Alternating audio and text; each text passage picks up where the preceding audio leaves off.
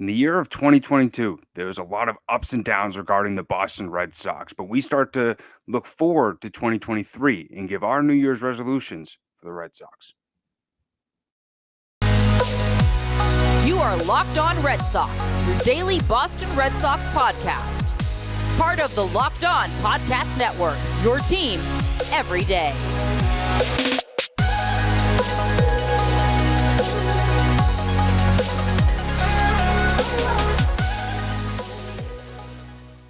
I want to welcome you back into the Locked On Red Sox podcast, and thank you so much for making Locked On Red Sox your first listen of every single day. I'm your host, Jake Ignaszewski, and here, as always, with my co-host, NESN's Lauren Willand, and I hope everybody had a safe and fun holidays, and we're able to, really enjoy, the Christmas spirit. Even if you don't, celebrate Christmas, you were able to be with your family and your loved ones over this weekend. But I don't know about you, Lauren. It was a little bit weird going and seeing family.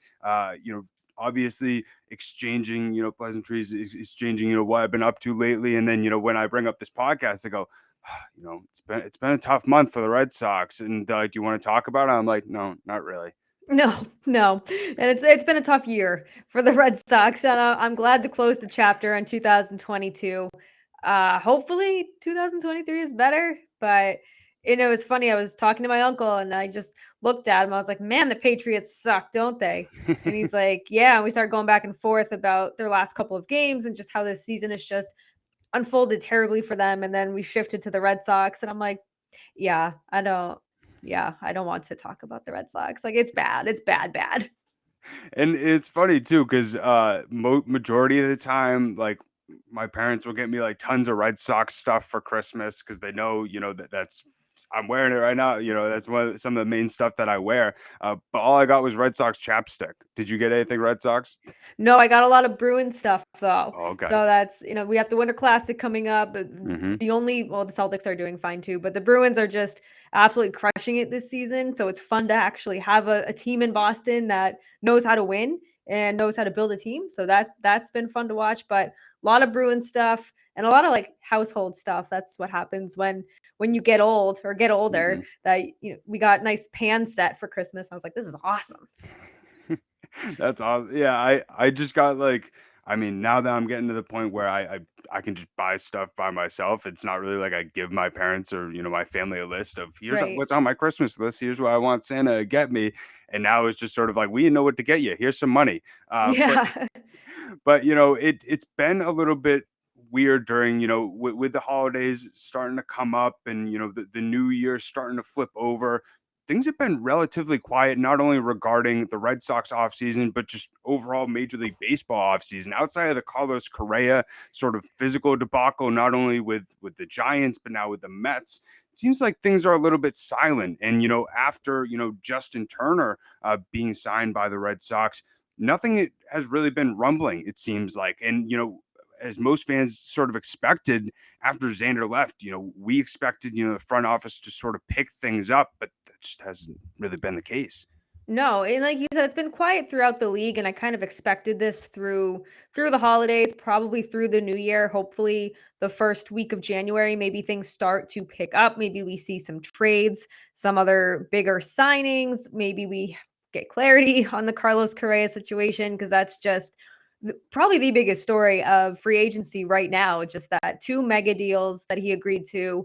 One fell apart with the Giants. The other looks like it could fall apart, but because Steve Cohen has publicly commented on it, I don't know if that makes it harder for them to back out of the deal or anything like that. But I think all eyes still continue, for Red Sox fans anyway, continue to be on the Red Sox because there's still so many holes that they need to fill. And then there's not a lot of options left in terms of free agents. So Chaim Bloom said that he wanted to be aggressive on the trade market. All right, well, let's go, because by the time they want to make moves, it'll be January. Then you're getting down to 4, 5, 6 weeks before pitchers and catchers report.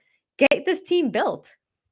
And the time's winding down, as you mentioned, until not only spring training comes around, but also, opening day is, It's less in than March this year. right. So it's less than 90 days away. It's coming up quick, and starting to look towards 2023. Obviously, as Red Sox fans, we want to have some more positivity going into next year. This past year, especially with you and I covering it 5 days a week, it wasn't easy. Some days there was some days, where there was some surprise, there was some happiness, a little bit, but there was a lot of frustration and angriness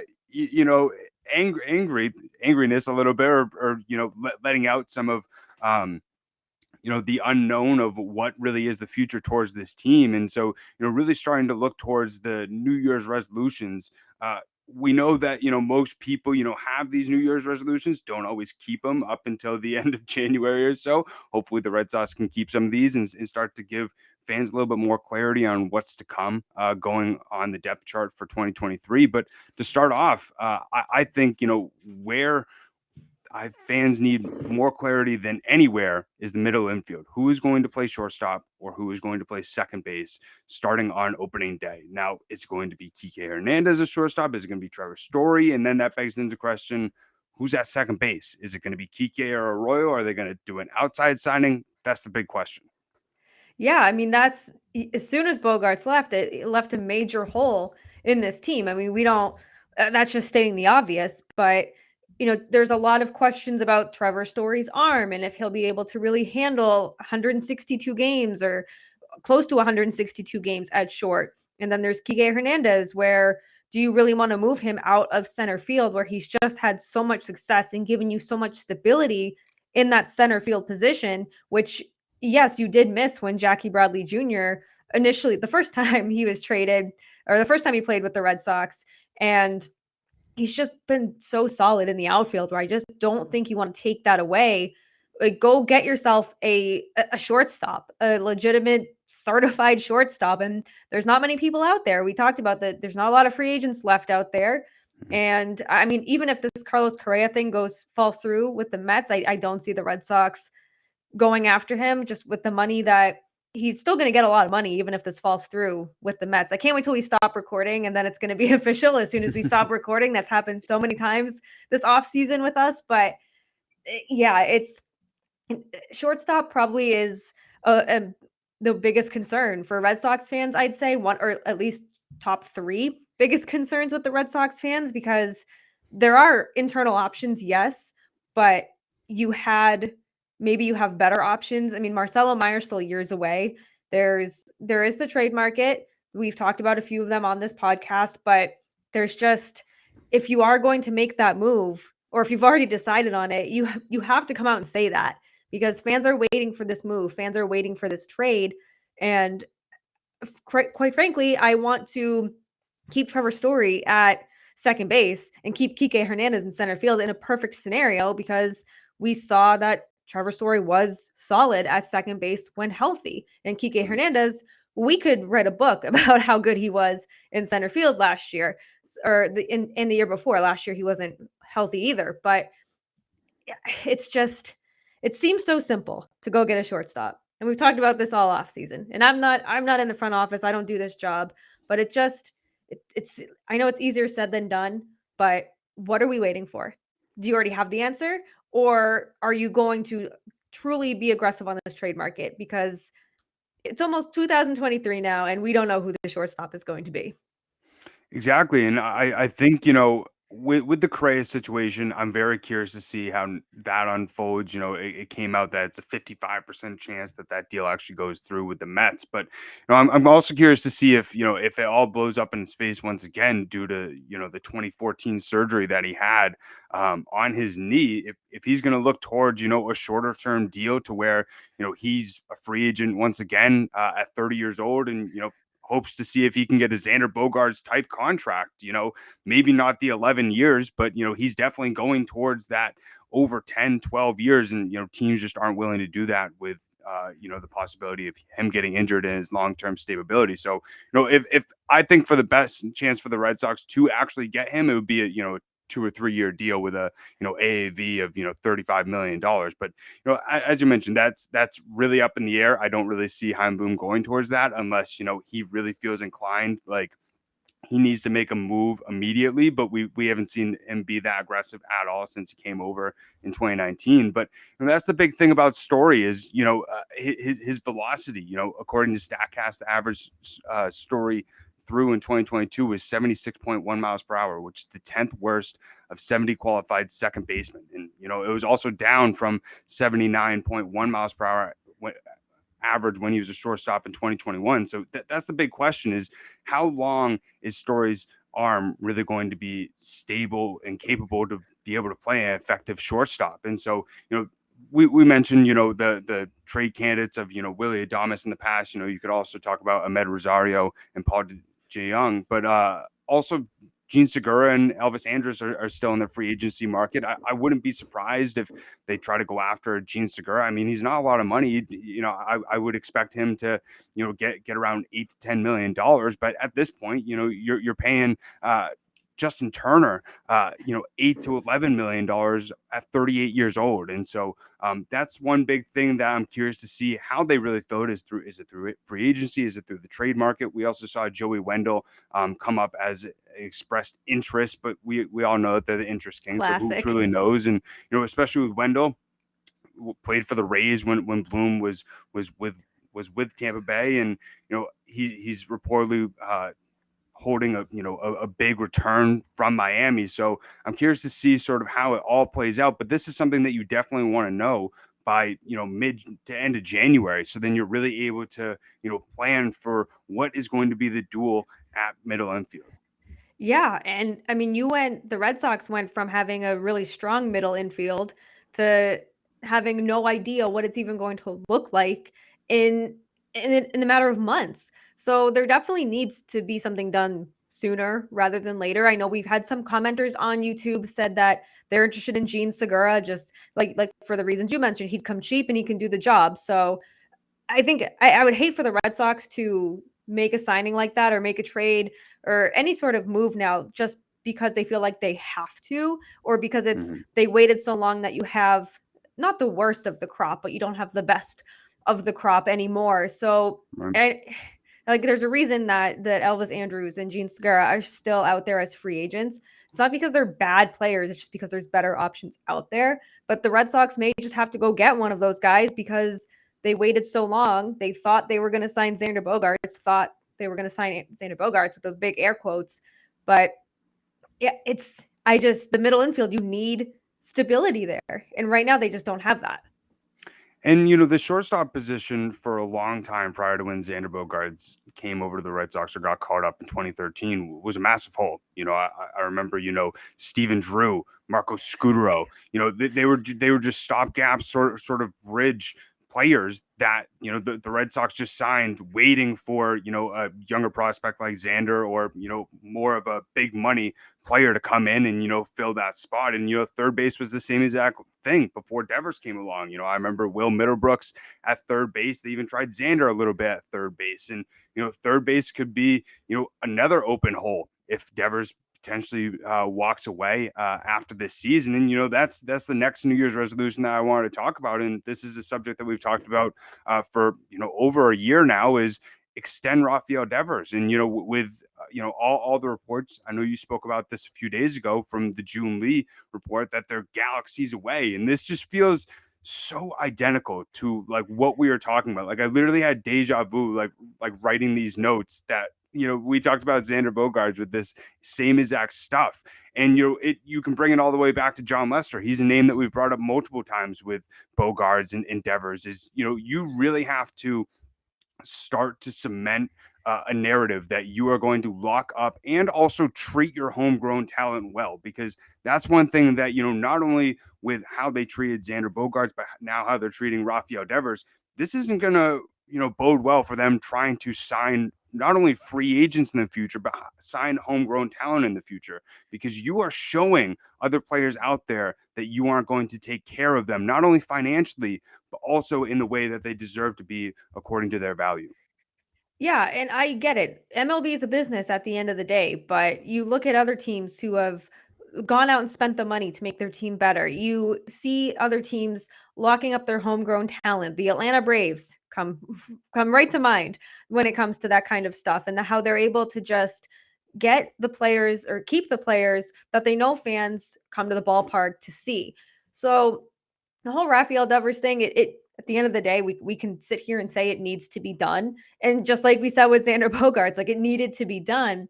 And I don't really have any optimism. And I try to be optimistic in every single case. Baseball, hockey, life. I try to see the light at the end of the tunnel. It's really hard to see this with Devers just because we've heard it so many times. I mean, I'm 33 or 23. We've seen it a lot in our lifetime. Fans before us have seen it a lot in their lifetime. So it's nothing new for the Red Sox, but you would think at some point in their franchise history that they would learn, but they just don't. And it's because they've been able to build championship teams after letting some of that talent go. And I 100% get that.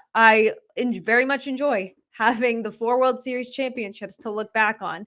But when you look at this team for 2023 right now, this isn't a World Series team. This isn't really even a postseason team. Yes, you have players with a lot of postseason experience on there, but if Devers walks, who are you building your team around? You have prospects that make the future look bright, but you don't have established players and maybe players that other free agents want to come in and play with. They want to play with Bogaerts. They want to play with Devers. And I said this a few days ago. If the Red Sox already know they're not going to get a deal done or they're not going to give Devers what he will get on the free agent market, trade him. Do not let him walk away for nothing. Do not string him along. Do not string the fans along because no one in that situation deserves it. Devers deserves to go out and get his money. He deserves to go out and get paid. And if the Red Sox aren't going to do it, there's obviously going to be another team out there that will. But this, and we said this last year around this time, that it's a big offseason coming up for Chaim Bloom, and it's going next offseason will be another big one if he even makes it to next offseason.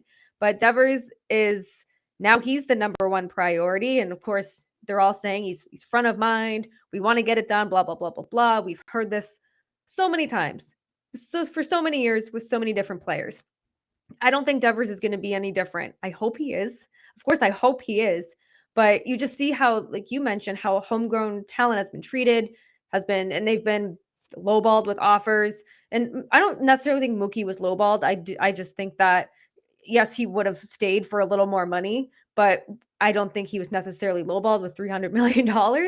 But I'm not him. I'm not him to say that it was a lowball offer. But if your galaxy's apart now with Devers, that's a lot of ground to make up, and he doesn't want to negotiate during the season. That's fine. I wouldn't want to do that either. I don't want that distraction. I don't want that extra conversation. But it's really hard to see this going in the favor of Red Sox fans, just given everything that's happened, not just with Devers, Bogaerts, not just with Betts and Lester, but just dating back to, how much they fought to keep David Ortiz, Mo Vaughn. You could even go back then, but it's now or never for the Red Sox. And I just feel like it's always going to be never. Yeah, one thing that just came to mind when you brought up, the possibility of trading Devers, I completely agree. And I think that one thing that fans need to put in their mind and think about this perspective is, yes, it's tough to see the trades of a John Lester going to the Oakland A's, Mookie Betts going to the Dodgers, and Andrew Benintendi going to the Royals. But one thing that you saw this past season, which hurts even more, is when a player leaves and you get nothing from that player in return. Like if they traded Bogaerts at the trade deadline, if they traded Nathan Eovaldi at the trade deadline, even though he hasn't been signed by another team yet, or JD at the trade deadline, and they got back players who are able to help them in the future, it would help, it not hurt as bad. It would still hurt, and the trade would still be awful when it happened. But at the same time, you would still have a player to look forward to watch for the future, even though that player walked away. And you saw what teams did, like the Kansas City Royals, keeping Eric Hosmer, Mike Moustakas, Lorenzo Cain, and just allowing them to walk for free agency. The Cubs did the same exact thing 2 years ago. And even though they're signing Dansby Swanson and Jameson Taillon, they don't really have a future. They barely even got any prospects back for Javier Baez, Anthony Rizzo, or Chris Bryant. Even though they traded them and got rid of them, they barely got nothing back. And so keep that in perspective, even though it hurts with the trade, as long as you have a player that you're able to look towards for the future and there's some more clarity there rather than them just walking away and you get nothing. In my opinion, that's a little bit better than nothing. So we're going to continue to look towards some of the New Year's resolutions in our second segment. But Lauren just wants to take a second to talk to you about Bet Online. BetOnline.net is your number one source for sports betting info, stats, news, and analysis. You can get the latest odds and trends for every professional and amateur league out there, from pro football. If you're a Patriots fan, it's a little tough right now, but each week I feel like we're still getting entertained with games. There's college bowl season upon us, the NBA, the NHL, and they have it all at betonline.net. And if you love sports podcasts, which I'm assuming you do because you are listening to Locked On Red Sox, BetOnline has those as well. They pretty much have everything. They are like your one-stop shop for everything sports. They're always the fastest and the easiest way to get your sports betting info. Head to the website today or use your mobile device to learn more. That's a BetOnline, where the game starts. So now looking at another New Year's resolution that I believe, has as many question marks as the middle infield does, and that's rotation. And this was a major priority going into this offseason of who and how are the Red Sox really going to be able to upgrade and improve this rotation, especially with, guys like Chris Sale coming back, who you don't really know if he's the ace or not, who is really going to be able to help you in this rotation, not only contend for a playoff spot, but even for a World Series. And, with Brian Bayo now being entered into the rotation, Garrett Whitlock, the unknowns of how those guys are really going to be able to withstand a full 162 season. And I think that a New Year's resolution that I'm looking forward to seeing going into this next year is another arm in the rotation.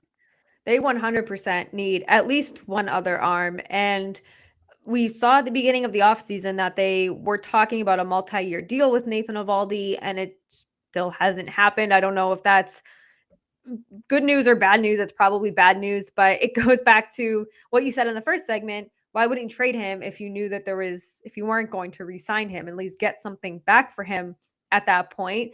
Then you have Michael Wacha. I mean, he could still return, but there's so many other pitchers out there that the Red Sox could get. I don't like the idea of Corey Kluber. I just think he's past his prime at this point. I don't know what he'd really add. Johnny Cueto, I mean, you could say the same thing about him, but I would die for Johnny Cueto. I wanted him over David Price back when David Price came to the Red Sox. I've always loved Johnny Cueto, been a big Johnny Cueto guy for a very long time, but you have to be realistic in these situations. Would he actually help the rotation? I don't really know, but the starting rotation, there are options here. You have, I don't think Tanner Houck should be a starter. I think he should be a longer reliever in the bullpen. We know how I feel about Whitlock, but he's going to be a starter in 2023. So that's that. You have Chris Sale, you have Brian Bayo, and Nick Pivetta. You have, like, for the most part, what on paper solid pitchers. I feel like you know what you're going to get with Pivetta. It's either going to be really good or just he's going to get lit up in the first 3 innings. But you almost kind of know, like, he's giving you that, he's also giving you stability. Mm-hmm. But there are it's just like, yeah, who's the ace of this rotation? Who else is out? I mean, there's a lot of pitchers out there, but who's the ace? Who is the person you're going to turn to in game 1 of the wild card of the ALDS, ALCS World Series? Who is that person? And we saw Rich Hill. I mean, he's definitely not the ace of anyone, but we saw Rich Hill agree to a deal with the Pirates on Tuesday, and he was a good depth guy. I mean, he did enough, especially in the second half. He was working like a brand new man. So that's unfortunate to lose, but it's just he was a good depth piece. But I don't know. It's just there's so many holes to fill, and important holes to fill. Because we don't know what we're going to get from Chris Sale. You don't know how he's going to bounce back. I'm going to assume he's going to put in all the work necessary and then some, but you just don't know how that's going to translate into his season. It's a contract year for him, and it's an important one for him because he's barely pitched since he's been extended. And some of that is out of his control, and some of that is just, here we go again. But I would love to see the Red Sox get a quality starter, someone who's going to give you at least 5 innings 90% of the time, and someone who's reliable, because I don't know if there is someone in that rotation right now as we're recording on December 27th, if I could be like, yes, this guy is going to be the ace, the person, like the number one guy that we turn to when you need to. Do you know what this rotation sort of reminds me of? 2015. Oh I don't know God, if you remember when Rick Porcello, Wade Miley, and I think it was Justin Masterson. But Justin I was Masterson, I what a was name. racking in my brain who was in that rotation. But I don't know if you remember. That was the big question: who was the ace of this team? And that was right before they spent tons of money on David Price. And by the way, I actually figured out this past week, David Price is the biggest Red Sox contract, which I honestly did not know that. But one thing that I remember they did is they wore shirts and said like, "I am the ace." Like I feel like this rotation is getting to this point, but like there's way more talent on this rotation than that rotation. But at the same time, it's still the main question. Like if you make the playoffs, who is going to be that starter that is going to go out there, give you a solid 5 or 6 and help you be able to advance to the next round if you're in the wild card, if you're in the ALDS, whatever it is. And there's nobody on this team right now that I feel confident saying, yes, that's the guy. And even if the Red Sox did bring back Nathan Eovaldi and Michael Wacha, I still wouldn't be able to say either of those guys like, yes, Nathan Eovaldi is going to be the same guy that he was 2 years ago in the wild card against the New York Yankees. And Michael Wacha, even though he had a great season, you don't know how he's going to be able to bounce off that season. Was that a fluke? Who knows? And also at what cost? Because the other thing as well is I feel like, with the Corey Kluber, the Johnny Cueto, both of those guys, as you mentioned, past their prime. And I feel like it's getting to the point where, it's dumpster diving. And, people were super upset about, Rich Hill and, kind of crazy because last year people were pissed about Rich Hill coming to the Red Sox. And, now everybody, is feeling super duper desperate and thinking that Rich Hill is going to be your number one starter in the World Series. Like, I don't get it. But the one thing with Cueto that I noticed had a sub mid 300 ERA last year. Didn't look too bad for a 36, 37-year-old, but is he going to be the guy that's going to be able to put your rotation over the hump? I don't think so. And the one thing that I was curious is, speaking with some of the Red Sox reporters at the winter meetings, one thing that they said to me is that the Red Sox are most likely at that point, they were going to fill the rotation through free agency. And then we saw Italian, we saw Heaney, Rodon, all those guys sign elsewhere. And now I feel like their only option or quality option is to go through the trade market. But the one big question is how much are you going to have to give up for one of those top starters? And, when we had Lindsey Crosby on before, he pretty much mentioned that you're going to have to give up Ceddanne Rafael or a Marcelo Meyer, and that's guaranteed for some of the top starters in the league. But as we know, pitching wins championships, so you got to go out there and get another one. Yeah, and it's funny in 2021 when the Red Sox got to the ALCS, their offense shut down, and it's like the pitching wasn't even the problem. And you look at this team, and you're like, the offense won't even help the pitching at this point. Like neither offense and pitching are going to help each other in 2023 with the way this roster is built. But you bring up that great point of who the Red Sox would have to give up in order to get one of those quality starting pitchers. And do you want to do that? Do you want to make this team better right now and maybe for another year and maybe set your long-term expectations back a little bit, depending on who you're getting in return as well? But those are two of the biggest names in the system right now. I know a lot of fans now have their eyes on Marcelo Meyer just because of the whole Bogaerts angle and because he is highly touted prospect. Like, of course he is, but he's played 25 games in high A, and he needs a lot more development here, and that's okay. He's young. He should still be developed as long as the Red Sox can, because if he is the long-term solution at shortstop, you don't want to trade him, and then you just want to make sure he's 110% ready to take over that position. That's a lot of big shoes to fill at that shortstop position after Bogaerts left, and now he's got all this other added pressure on him. But you look at what the Red Sox have in their farm system, and they're good prospects to trade. But it's also, do you want to trade these people? Just because at the end of the day, the Red Sox should not be in the position they are right now if they just took care of things the way they said they would and the way that they should have. And, those question marks on, what prospects they're going to keep for, the next few years, which ones they're going to trade is, something that goes into the topic that we're going to talk about in our last segment. I just want to tell you about why you should drive sober. So think about this scenario. You're hanging out with some friends, putting back a few drinks, a few becomes a few too many. And as the evening comes to an end and people start to head out, you think of calling for a ride. Nah, you live nearby. You can make it home okay. It's no big deal. What are the odds that you get pulled over anyway? And even so, what's the worst that could happen? Your insurance goes up, you lose your license, you lose your job, you total your car. Everyone knows that about the risks of driving drunk. The results are tragic and often deadly. However, that still doesn't stop everyone from getting behind the wheel, whether under the influence. And that's why police officers are out there right now looking for impaired drivers on our roads to save lives.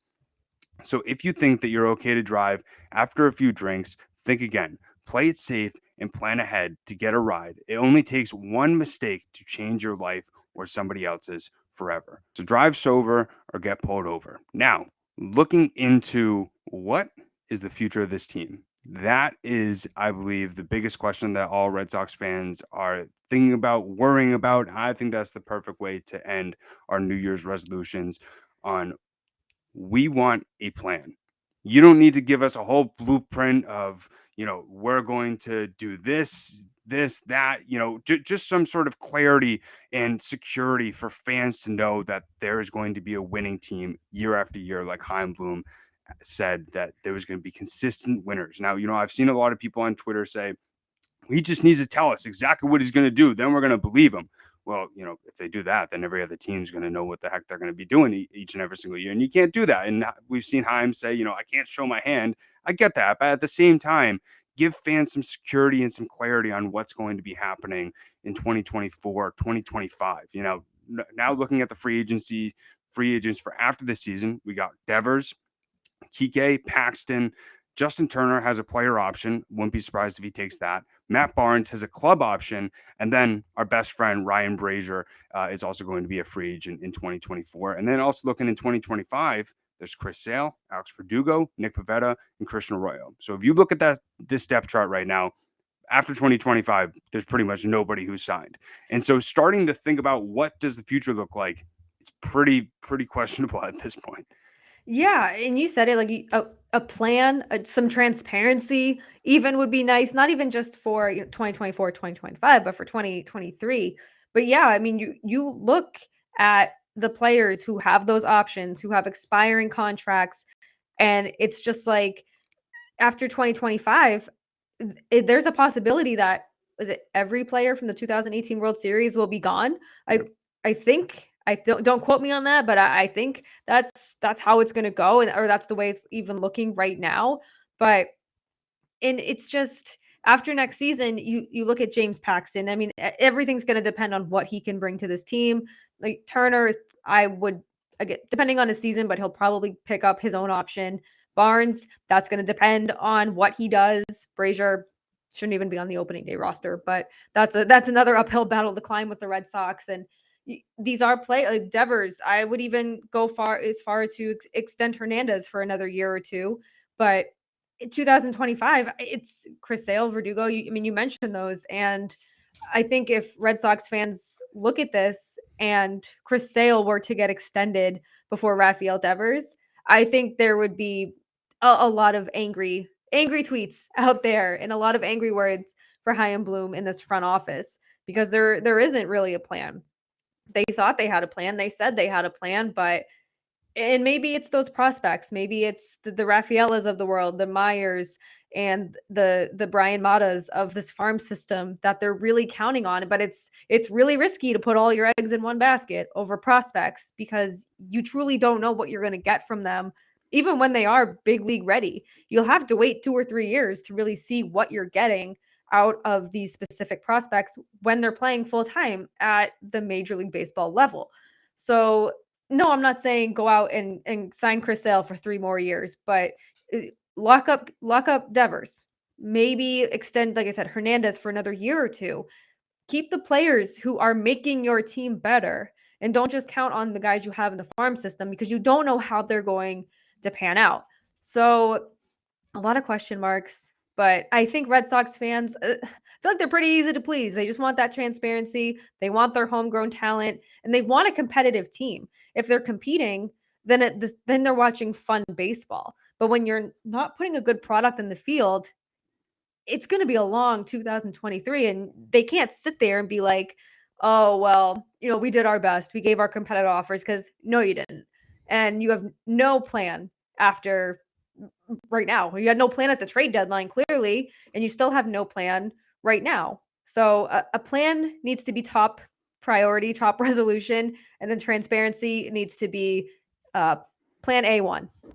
And there's only two guys in my mind that are locked up for the long term, and that's Trevor Story and that's Garrett Whitlock, and that's it. Right. And you don't know what you're going to get from Story. Hopefully, as a full season, hopefully he's able to bounce back into the high caliber player that he was in Colorado. And then Garrett Whitlock, hopefully he keeps the same dominance that he's had the last two seasons. But being able to give fans, as I mentioned before, the security that next season. Hold on, I don't want to cut you off, but breaking news: Nathan Eovaldi has agreed to a deal with the Texas Rangers. So Rob Murray and Mark Feinstein both have it. There's nothing beyond a deal. Like, there's no term, there's no money. It's just that he has agreed to a deal with the Rangers. So now that's Jacob deGrom and Nathan Eovaldi in the same rotation. They're going to look real good in Texas blue. That's not like super duper surprising though, especially with like Texas was like an early suitor for him, and they probably, I wouldn't be surprised, gave him way more money than the Red Sox were going to give him, sort of like they did with deGrom compared to what the Mets were going to give him. But that's not super duper surprising. That just takes another guy off of the list for the Red Sox to add that other arm, as we mentioned earlier in the episode. But wow, you mentioned that in the beginning of the episode. You gotta, not to say you jinxed it by any means, but it's always seems like anytime we record, something happens like this. But that just puts another reason why they need to add an arm. Another guy off the board. There goes another player that you got zero return from. And the one other thing that I was just saying is that security, knowing each year that you're going to be able to look forward to a specific player with it, whether it's a Devers, whether it's you obviously know Story's going to be able to, but Verdugo as well. Verdugo's a free agent after 2025, and you already talked about Jeter Downs a few days ago, and if Verdugo leaves, and you don't either lock him up or you don't get anything in return for him to be able to elevate sort of his value, then you already essentially lost the Mookie Betts deal. But even looks even worse if after 2025 you not only don't extend him, but you don't get anything for him in a trade. But that's the one thing that in my mind is just, I feel like after 2023, we were already talking about at the beginning of this past season, like so many question marks. I feel like we're already talking about the same exact thing going into 2024. And if it's this continuous thing, then fans are going to still show up to the ballpark, but nobody's going to want to buy shirts. Nobody knows if the guy that they're wearing on the back of their shirt is going to be here, next season, because you're not giving them any clarity. You're not giving them any security or even a plan whatsoever. But there you have it. We got our New Year's resolutions for 2023. A Nathan Eovaldi reaction right here. You saw it first. But wow.